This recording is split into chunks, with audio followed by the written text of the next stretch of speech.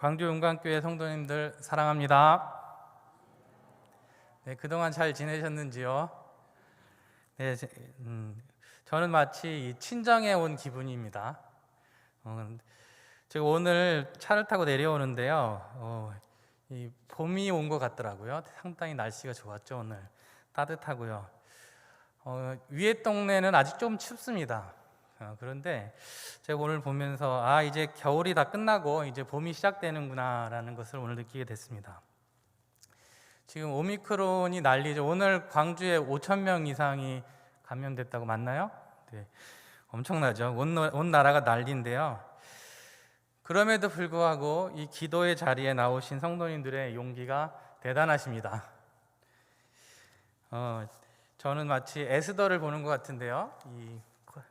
이 죽으면 죽으리라가 아니라 걸리면 걸리리라. 네. 저는 성도 여러분께서 이 기도의 자리를 사모했기 때문에 그런 어려움에도 불구하고 이 자리에 나오셨다라고 믿습니다. 또한 주님을 사랑하는 마음, 또 주의 가족을 사랑하는 마음으로 이 코로나에도 불구하고 이 자리에 나오셨다고 생각이 듭니다. 이런 말이 있죠. 이 동트기 전 새벽이 가장 어둡다라고 말합니다. 오미크론이 가장 기승을 부리고 있다는 말은 무슨 말이겠습니까? 이제 곧 코로나19가 종식되겠다라는 것과 같죠. 이 조금만 더 기다리면 그날이 진짜 올 것 같습니다. 이 고난도 마찬가지입니다. 우리가 살다 보면 어둠의 긴 터널을 지나는 것 같은 그런 순간들을 종종 맞게 되죠.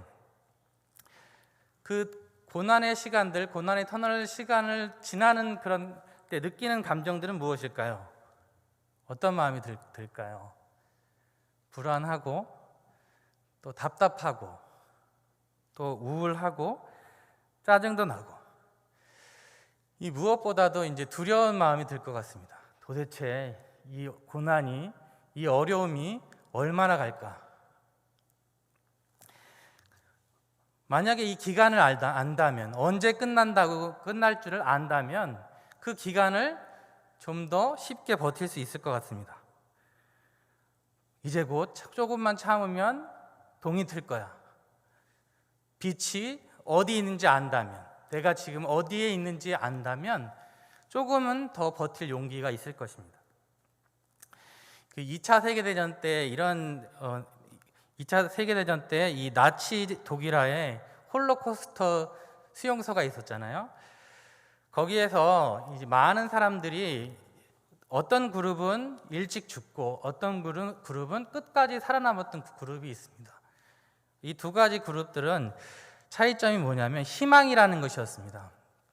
일부 그룹은 이제 곧 전쟁이 끝날 줄 알고 그 소식을 들었고 조금만 참으면 전쟁이 끝날 것이다 라고 소망을 가지고 있었던 그룹들은 끝까지 살아남았습니다. 그런데 그런 소식을 듣지 못하고 이 고난이 영원토록 지속될 것 같다, 이 전쟁은 계속될 것이다 라고 생각했던 사람들은 다 일찍 그 해를 넘기지 못하고 다 일찍 죽게 되었죠. 이렇듯 소망이란 그런 것 같습니다. 우리를 현실을 버티게 하는 힘을 주는 것 같습니다. 코로나19가 정점을 향해 갈수록 그런 소망을 가지고 우리가 조금만 더 버텨나갈 수 있는 은혜가 우리 모두에게 있었으면 좋겠습니다. 저는 이 시간 우리가 사는 동안에 만나게 되는 어두운 밤이 있는데요, 그 어두운 밤을 버티게 하는 소망에 대해서 오늘 저녁 함께 은혜를 나누고자 합니다. 오늘 주시는 하나님의 말씀이 절망의 어둠 속에서 또 고난 속에서 방황하는 우리의 영혼에게 빛으로 비춰주시기를 주님의 이름으로 축원합니다. 네, 오늘 본문은 유월절 만찬을 배경으로 하고 있습니다. 예수님이 붙잡히시기 바로 전날 밤이죠. 그 밤에 예수님은 제자들과 함께 유월절 만찬을 드셨죠. 요한복음 오늘 13장 1절에서 한번 보실까요? 유월절 전에 예수께서 자기가 세상을 떠나 아버지께로 돌아가실 때가 이른 줄 아시고 세상에 있는 자기 사람들을 사랑하시되 끝까지 사랑하시니라 라고 되어 있습니다. 이제 예수님은 그 세상을 떠날 것이고, 그런데 예수님께서 하신 일이 있죠. 바로 자기의 사람들을, 즉 자기의 제자들을 끝까지 사랑하시니라. 예수님이 하신 일이 끝까지 자기 사람들을 사랑하셨다는 것이죠. 2절에서 보면 그가 끝까지 사랑했던 사람들이 나오고 있죠. 그 중에 한 사람이 바로 2절에 누구였죠? 가룟 유다입니다. 2절에서 보니까 마귀가 가룟 유다를 충동해서 예수님을 팔려는 생각을 넣었다고 기록하고 있습니다. 그럼에도 불구하고 예수님은 이 제자의 발을 씻겨주셨습니다. 예수님께서 분명히 이 제자가 자신을 배반할 줄 알면서도 이 제자의 발을 씻겨주셨죠. 수건을 허리에 두르시고 마치 이 아들의 발을 닦아주는 어머니처럼 무릎을 꿇으시고 그 제자의 발을 씻겨주시고 수건으로 다 닦아주셨죠. 예수님이 이 가룟 유다의 발을 닦아주시면서 무슨 생각을 하셨을까요? 어떤 마음을 가지셨을까요? 사랑하는 제자야, 이제 내가 이 발걸음을 옮겨서 나를 배반하려 가는구나. 제발 이 발걸음을 돌리지 않겠느냐, 돌이킬 수 없겠니? 라고 하면서 그의 발을 닦아주시지 않았을까요? 예수님은 끝까지 이 제자를 사랑하셨을 것 같습니다. 그러나 이 가룟 유다는 기어이 예수님을 팔아넘길 생각을 실행했죠. 예수님께서 주시는 떡 조각을 받고 그는 밖으로 나갔습니다. 30절에 보니까요, 13절 30절에 보니까 이런 기록이 있습니다. 그가 그 떡 조각을 받고 곧 나가니 뭐라고 되어 있죠? 밤이러라 라고 되어 있습니다. 밤. 이 밤은 물리적 시간적인 의미의 밤이라고도 볼 수 있지만 영혼의 깜깜한 어두움, 영혼의 밤이라고도 볼 수 있습니다. 이 가룟 유다는 끝까지 그 어둠 속으로, 빛이신 예수님을 피해서 어둠 속으로 계속 가게 되었죠. 그래서 깜깜한 밤으로 그의 발걸음을 옮겼습니다. 33절입니다. 이제 남은 제자들에게 예수님 말씀하시죠. 이제 잠시 동안 내가 너희와 함께 있겠노라. 그러나 이제 곧 나는 떠날 것인데 내가 있는 곳에 너희는 올 수 없을 것이다 라고 말씀하시죠. 그러자 오늘 말씀에 예수님께서 끝까지 사랑하셨던 제자를 대표하는 사람 베드로가 나옵니다. 주님, 어디로 가십니까? 예수께서 대답하시죠. 내가 가는 곳에 베드로, 네가 지금은 따라할 수 없지만 나중에 후에는 따라오리라 라고 말씀하시죠. 베드로가 그렇게 말하죠. 주님, 어찌하여 내가 따라갈 수 없습니까? 저는 주님을 위해서 목숨까지도 바치겠습니다 라고 호언장담을 하죠. 그랬더니 예수님께서 말씀하시죠. 네가 진짜 나를 따라오겠다고? 너는 이제 곧 나를 배반할 것이야. 이제 3번이나 나를 부인하게 될 것이다 라고 말씀하셨습니다. 36절에서 보니까 따라가다라는 말이 나옵니다. 이 따라가다, 내가 지금은 따라올 수 없으나 후에는 따라오리라 라고 말씀하시죠.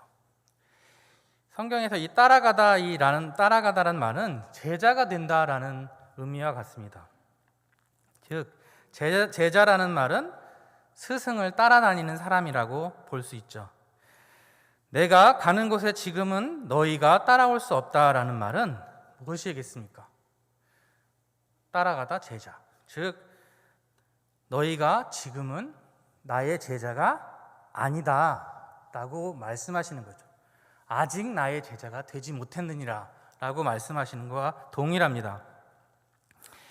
이 베드로는 예수님 말씀대로 정말 예수님을 따라가지 못했습니다. 3번이나 나중에 배반하게 되죠. 따라가지 못했으니까, 즉 아직 예수님께서 기대하시는, 인정하시는 제자가 되지 못했다라는 것입니다. 베드로는 왜 예수님을 따라갈 수 없었을까요? 베드로에게 무엇이 더 필요했을까요? 오늘 6월절 마지막 밤에 이 가룟 유다와 베드로가 있습니다. 이 두 사람의 공통점이 무엇일까요? 베드로하고 가룟 유다. 둘 다 예수님을 어떻게 했죠? 배반한 것이죠. 예수님을 배반했습니다. 가룟 유다도 예수님을 배반했고 베드로도 예수님을 배반했습니다. 둘 다 빛이신 예수님을 저버리고 영혼의 어두운 밤으로 가게 된 것이죠. 이 둘이, 이 베드로와 또 가룟 유다 둘 다 공통점으로 어떤 느낌을 가졌을까요? 자신이 예수님을 팔아넘긴 결과가 어떻게 되었죠? 자신이 예수님을 배반하고 팔아넘겨서 예수님은 처형을 당하게 되었죠. 인간적인 눈으로, 기준으로 볼 때 말이죠. 그가 느꼈을 충격이 어땠을까요? 쓰라리고 또 수치스럽고 부끄럽고 또 죄책감도 들었을 것 같습니다. 그리고 예수님이 돌아가시자 세상이 끝난 것 같은 절망도 느꼈을 것 같습니다. 자신의 꿈과 희망이 사라졌다고 생각이 됐겠죠. 자신의 명성, 자신이 쌓아놨던 왕국도 무너졌습니다.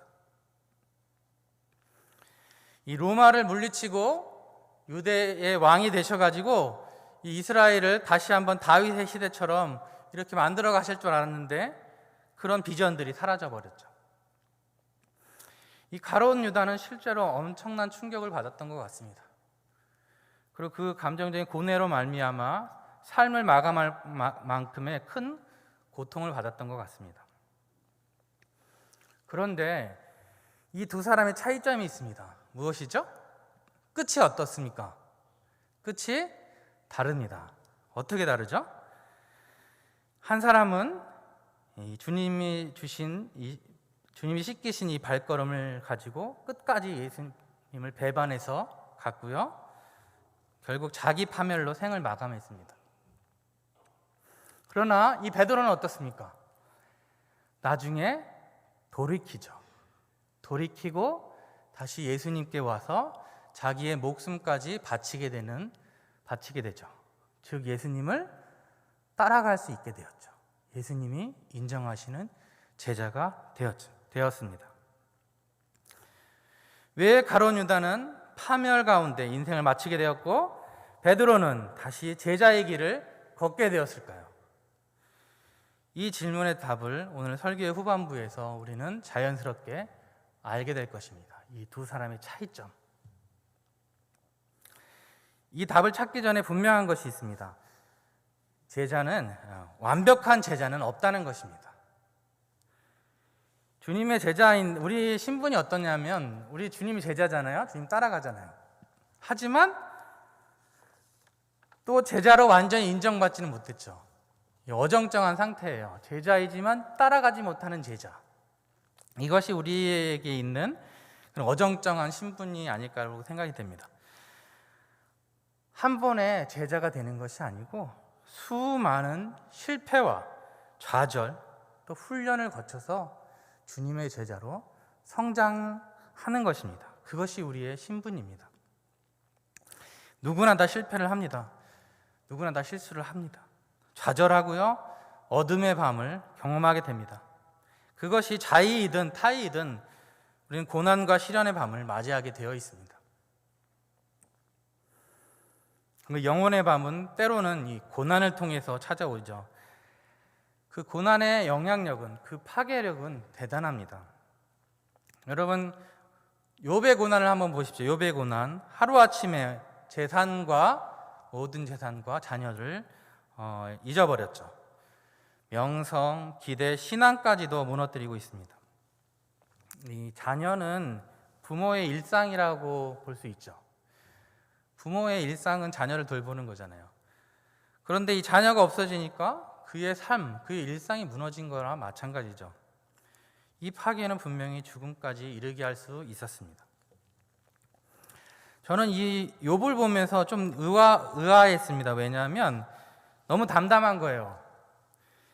이 미치지 않으면 다행이다 싶은데 욥은 이런 말을 하죠. 주신 이도 하나님이시요 거두어 가신 이도 하나님이시다. 네. 자기 고난을 당했는데 이런 말을 할 수 있을까?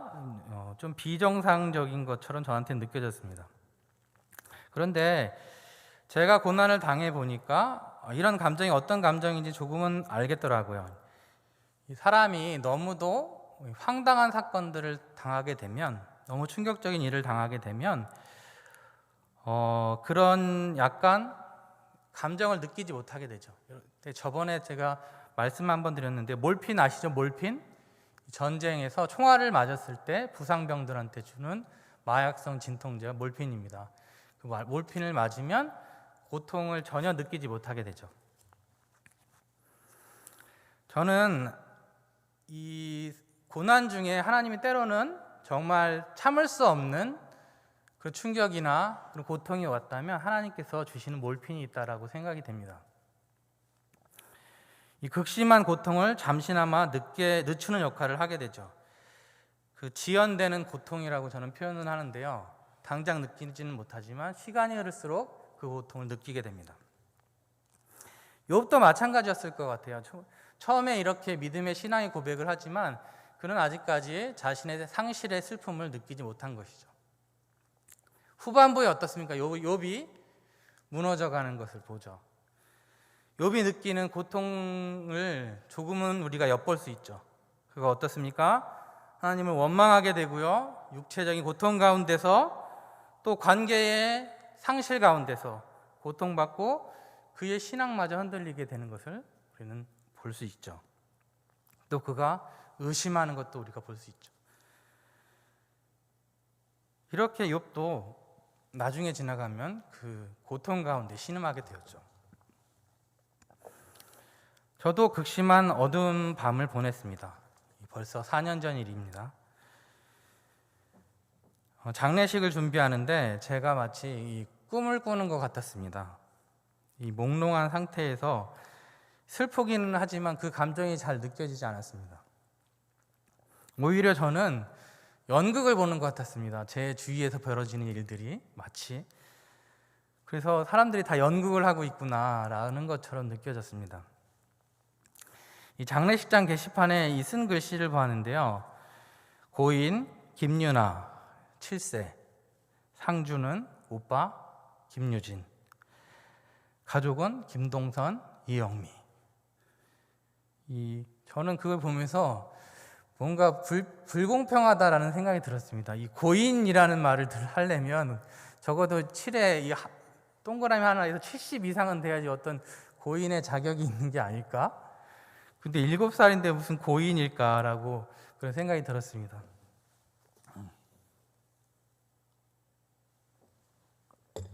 제가 우스운 이야기를 좀 하나 해드리겠습니다. 전문 용어로 이게 블랙 코미디인데 이 이야기를 들으면 여러분이 웃어야 될지 울어야 될지 모르는 일이 벌어질 텐데요. 한번 잘 들어보시기 바랍니다. 제 외사촌 형이 있습니다. 제 외사촌 형이 이제 소식을 들은 거예요. 그래서 동선이 애가 죽었다라는 소식을 동선이가 죽었다라는 소식으로 알고 급하게 막 내려온 거예요. 장례식장에서 제 멀쩡히 살아있는 저를 보고서 그 외사촌 형이 그냥 화들짝 놀라는 거죠. 그래가지고 주저앉고 말았는데요. 또 다른 것은 아내의 고모들이 있었습니다. 그래서 영미 애가 죽었다는 소식을, 영미가 죽었다라고 소식을 알고 고모들이 다 같이 내려오신 거죠.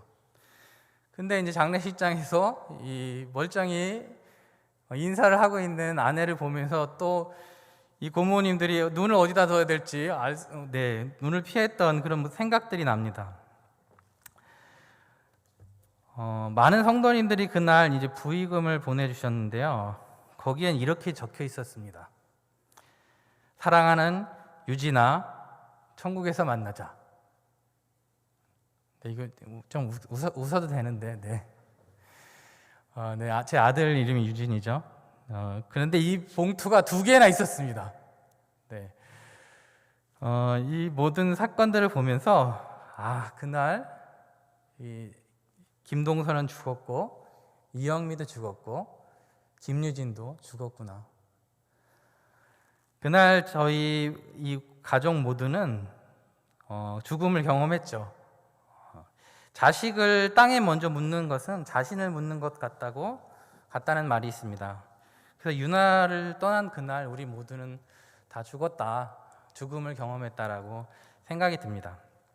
발인 예배 때였습니다. 이 뒤에서는 훌쩍훌쩍거리는 소리가 계속 나죠. 그리고 전 목사님도 설교를 하실 때 계속 설교를 이어가지 못하셨습니다. 저는 멍 때리고 있었습니다. 그때 에어컨인지 히터를 뒤에서 막 틀어대는데요. 그 바람에 이 관을 덮은 하얀 그 보가 들썩들썩 거리는 거예요. 그러면서 저는 아이가 일어나려고 하는 걸까? 마치 이 나사로처럼 저 관을 박차고 일어나는 거 아닐까? 라는 상상을 해보게 되었습니다. 이 화장장에서도 저는 이 유골함을 만져보신 분들 계시죠? 유골함 만져보면 어떻습니까? 네, 따뜻하다 못해 뜨겁습니다. 이제 항아리에다 담겨놓은 걸 보면 저는 그 뜨거움을 아직도 잊지 않고 기억하고 있습니다. 그리고 그때는 몰랐습니다. 이 고난이 그렇게도, 슬픔이 그렇게도 극심할지는 몰랐습니다. 이 고통은 오히려 모든 상황이 끝나고 나서 그때야 시작이 되더라고요. 저는 이 가룟 유다처럼 절망했습니다. 삶을 포기할 수 있었죠. 이 비극적인 파멸을 맞이할 수도 있었습니다. 마치 하나님께 버림받은 것 같은 그런 생각이었습니다. 그런 느낌이었습니다. 그리고 거절된 기도의 상처가 있었죠. 기도를 신뢰할 수가 없게 된 거죠. 회의감이 드는 거 있죠. 목사가 그러면 이제 목사 안 해야 되는 거 아닌가 그런 생각이 들더라고요. 왜냐하면 기도를 해도 하나님이 듣지 않으신 것 같은데 어떻게 기도하라고 설교를 할 수가 있지? 이런 마음이 들더라고요. 그래서 저에게 그런 시련들, 또 의심들, 회의 같은 것들도 주었죠. 저는 견디기 어렵습니다. 그래서 이해가 되지 않았거든요. 그래서 견디기 위해서, 이해하기 위해서, 의미를 찾기 위해서 글을 썼습니다. 이 고난이 해석이 되면 어떻게든 견딜 수 있습니다. 그 고난의 의미를 알면 자신이 당한 고난들을 이겨낼 수가 있죠. 저는 그 해석을 찾기 위해서 몸부림쳤던 것 같습니다. 그래서 글을 쓰면서 한바탕 울고 나면 다시 살아갈 그 힘이 생겼습니다. 이 구름이 무거워지면 산을 못 넘어간다고 합니다. 그러면 산 중턱에 걸려서 비를 내리죠. 그러면 가벼워져서 산을 넘어간다고 합니다.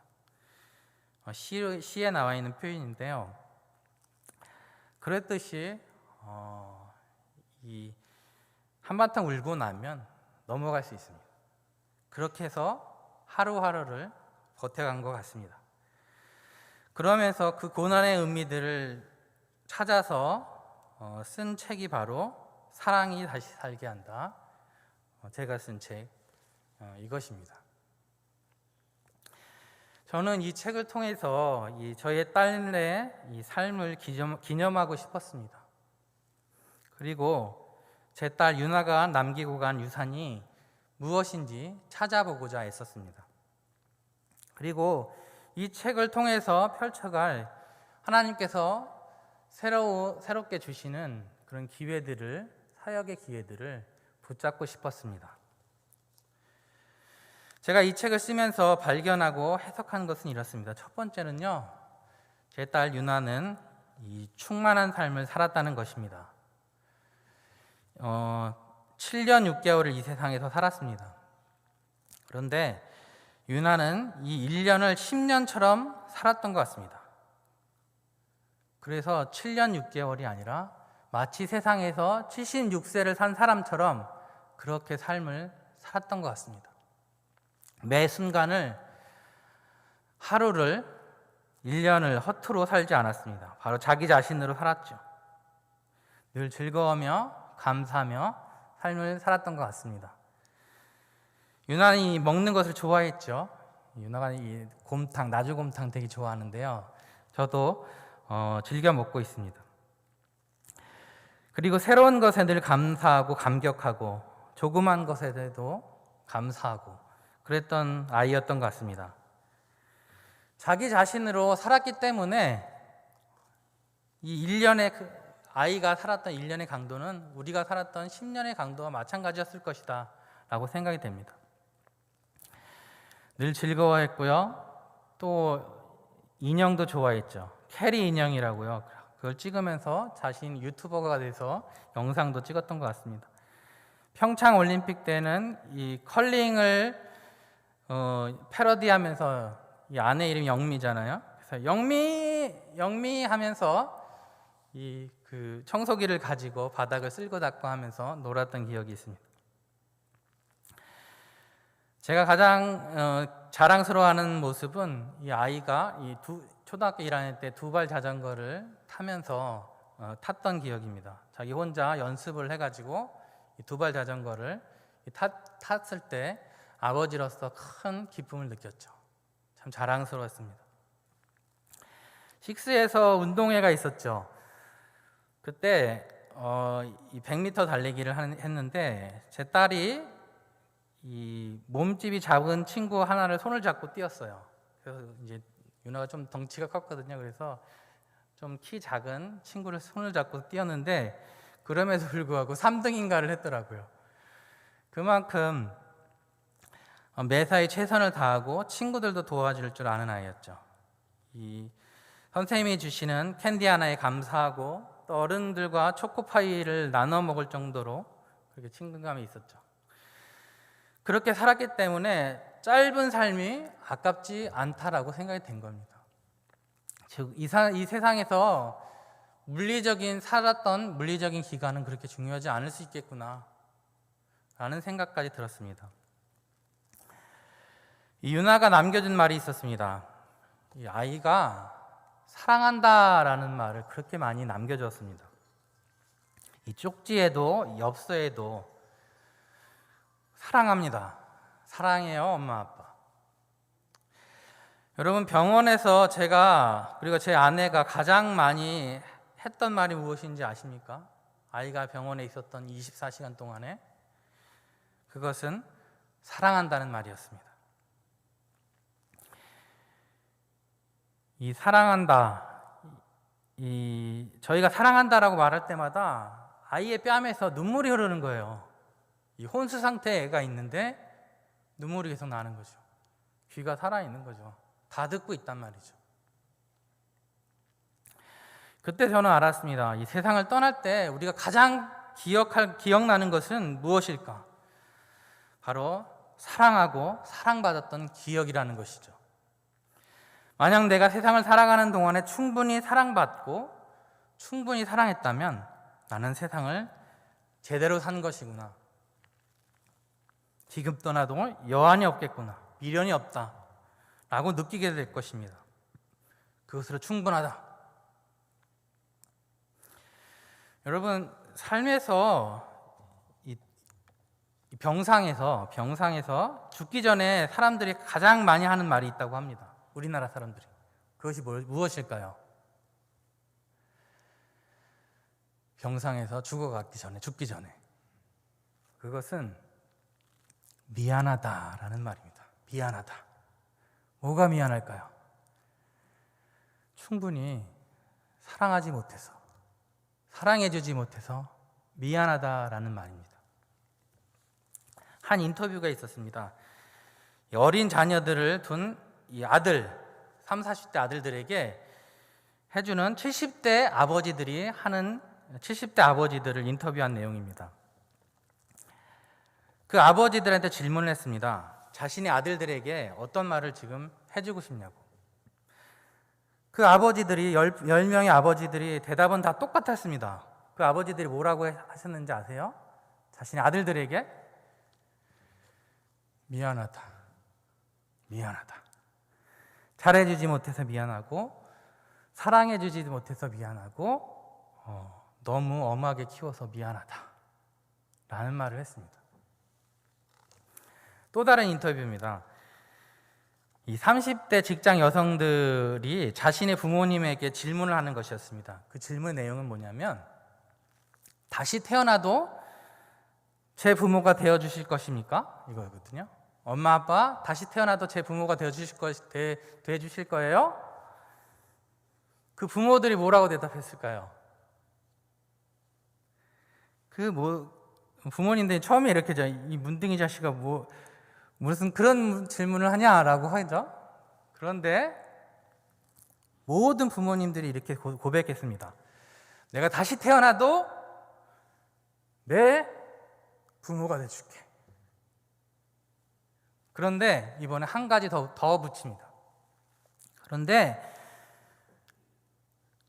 지금 내가 해준 것보다 이제는 더 잘해줄 거야. 과거에 내가 못 먹인 것, 못 입혔던 것, 이제는 더 잘 먹여주고 더 잘 입혀줄게. 그리고 과거에 내가 잘못한 것들 많았는데 그거 다 고쳐가지고 더 잘 키워줄게 라는 것이 바로 부모님의 심정이었죠. 그것이 부모님의 마음이었습니다. 사랑하는 여러분, 사랑이 자격이 있어야지만 사랑을 할까요? 자격이 있어야지만 하는가요? 아니죠.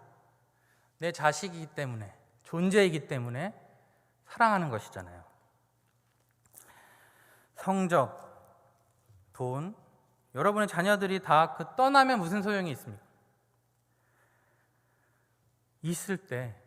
자녀가 있을 때 사랑한다고 말하세요. 왜 나중에 후회하고 미안하다고 할 거면서, 후회할 거면 지금 말하세요. 오늘 밤에 자녀들에게 전화하세요. 누구누구야 사랑한다. 누구누구야 사랑한다. 아들아, 딸아 사랑한다. 미안하다. 지금 하세요. 지금. 여러분, 성도 여러분, 존재 자체가 귀중한 것이죠. 자격이 아니라.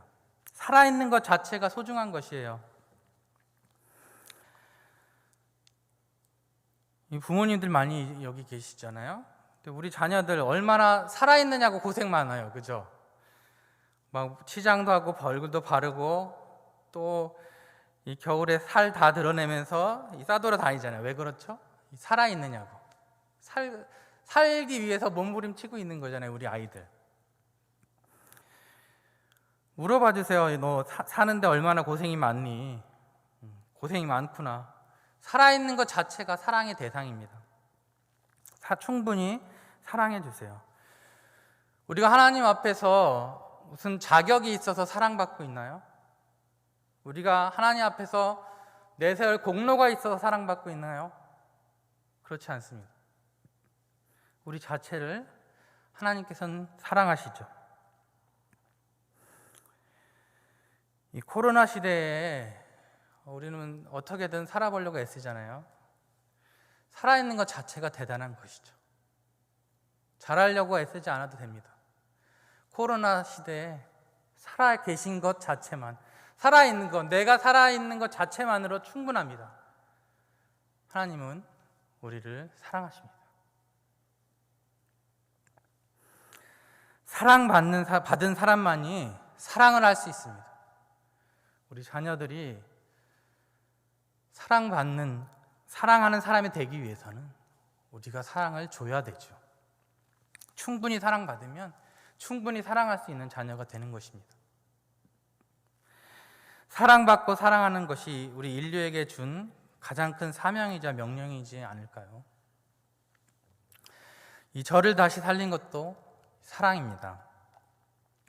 이 적게는 유나가 남겨준 사랑입니다. 유나가 남겨준 수많은 사랑한다는 말, 함께 해주었던 추억들, 체온들, 남겨둔 사랑이 있습니다.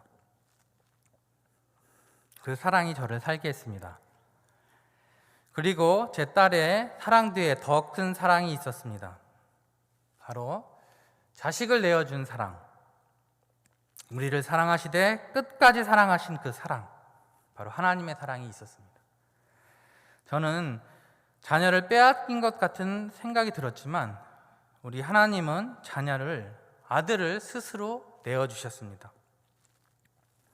그 사랑으로 인해서, 그 하나님의 사랑으로 인해서 유나에게 영원한 생명이 주어졌습니다. 사랑은 생명을 낳습니다. 그 하나님의 사랑이 저에게도 와서 영원한 생명이 되었습니다. 그 소망이 있기 때문에 그 하나님의 사랑이 저를 다시 살게 했습니다. 이 고난이 많았습니다. 지난 4년간 딸이 떠났고 또 작년에는 저희 아버지도 돌아가셨죠. 이 식스에서 일할 때는 몰랐는데 일을 막상 그만두니까 이 슬픔이 더 심해졌습니다. 이 실직도 해봤고요. 또 이 아버지가 땅이 좀 있으셨는데 돌아가시기 전에 이 부동산 사기를 받으셨어요. 그래가지고 그 소송, 재판, 또 세금 문제들 여러 가지를 남기시고 떠나셨습니다. 이 모든 고난이 얼마나 오래 지속될지 모르겠습니다. 저는 그만 농사 지어야 하나 그런 생각도 해보게 되었습니다. 그러나 이 절망 속에서 함께 하시는 하나님, 그 하나님의 사랑이 있기에 저는 무너지지 않았습니다. 모든 혼돈을 다스렸던 그 하나님의 사랑이 여전히 저를 사랑하시고 모든 것을 선으로 바꾸실 때가 올 것이라는 그런 소망이 저에게 있습니다. 오늘 설교 초반에 드린 질문이 있었습니다. 왜 가룟 유다는 이 파멸 가운데 인생을 마치게 되었고 베드로는 다시 제자의 길을 가게 되었는가? 이제 이 질문의 답을 이 대답을 우리가 할 수 있을 것 같습니다. 왜 그 둘의 차이점은 무엇이었을까요? 그것은 바로 예수님의 사랑을 깨달았는지의 여부였습니다. 예수님은 무슨 일이 일어날지 정확히 알고 계셨습니다. 가룟 유다와 베드로가 무슨 일을 할지 알았습니다. 곧 배반할 줄 알았습니다. 그러나 뭐라 하지 않으셨습니다. 끝까지 기다리셨습니다. 끝까지 기다리시고 사랑하셨습니다. 예수님은 우리가 그분을 거슬려 무엇을 할지도 다 알고 계십니다. 그러나 여전히 우리를 사랑하시고 조건 없이 우리를 사랑하시고 용서해 주시죠. 그 예수님의 사랑은 가룟 유다 같은 저 같은 사람도 포함되어 있습니다. 그러나 이 가룟 유다는 예수님의 사랑을 깨닫지 못했습니다. 그 예수님의 자신을 사랑하신 그 예수님의 사랑을 알지 못했기 때문에 자신의 삶을 파멸로 스스로 마감했습니다. 그러나 베드로는 어떻습니까? 그는 예수님의 사랑을 깨닫게 됩니다. 요한복음 21장에서 그는 자신을 끝까지 사랑하시는 그 예수님의 사랑을 확신했습니다. 그래서 그가 이렇게 고백했죠. 주님, 저도 주님을 사랑합니다. 3번이나 그렇게 고백했죠. 그리고 그가 그 고백을 사랑한다는 고백을 하였을 때 그는 비로소 예수님을 따라갈 수 있게 되었습니다. 그 하나님의 사랑, 그 예수님의 사랑을 깨닫고 나서야 비로소 그는 제자가 된 것입니다. 제자의 가장 큰 조건은 바로 예수님의 사랑, 하나님의 사랑을 깨닫는 데 있습니다. 그는 수많은 단점, 실패, 그는 인간적인 부족한 점이 너무나 많았습니다. 그럼에도 불구하고 그의 삶은 비극으로 끝나지 않았죠. 그의 삶은 승리로 끝났습니다. 왜냐하면 그가 예수님의 사랑을 깨닫기 때문입니다. 무엇이 그를 다시 제자로 살게 했습니까? 바로 사랑이었습니다. 오늘 본문 34절입니다. 새 계명을 주노니 서로 사랑하라. 너희가 서로 사랑하라. 너희가 서로 사랑하면 모든 사람이 너희가 내 제자인 줄 알리라. 이 주님이 남겨주신 새 계명은 사랑의 사람이 되는 것입니다. 서로 사랑하는 것입니다. 우리가 서로 사랑한다면 주님의 제자인 것이죠. 고통과 고난 가운데서 하나님을 욕하고 떠나버리면 예수님의 제자가 아닌 것입니다. 그러나 그 고통 가운데서도 사랑의 사람이 되기를 선택한다면 그는 제자입니다. 우리가 어려움 가운데서도 자신의 허무감, 자책, 허탈감, 절망에 머물지 않고 하나님의 사랑으로 향해서 한 걸음 한 걸음 내디딜 때 주님 우리를 향해서 내 사랑하는 제자야 라고 말씀하실 것입니다. 아무리 부끄러운 짓 많이 해도 예수님은 우리를 끝까지 사랑하십니다. 예수님은 다 알고 계십니다. 그리고 예수님 기다리십니다. 그런 우리를 향해서 예수님 목숨까지도 버리셨습니다. 누가 우리의 삶에 희망이 없다고 말할 수 있겠습니까? 예수님이 버리시지 않으시면 우리의 삶에 소망이 있는 것입니다. 여러분 믿으십니까? 예수님이 포기하지 않으시면 우리의 삶도 끝나지 않은 것입니다. 예수님의 사랑 앞에 나오십시오.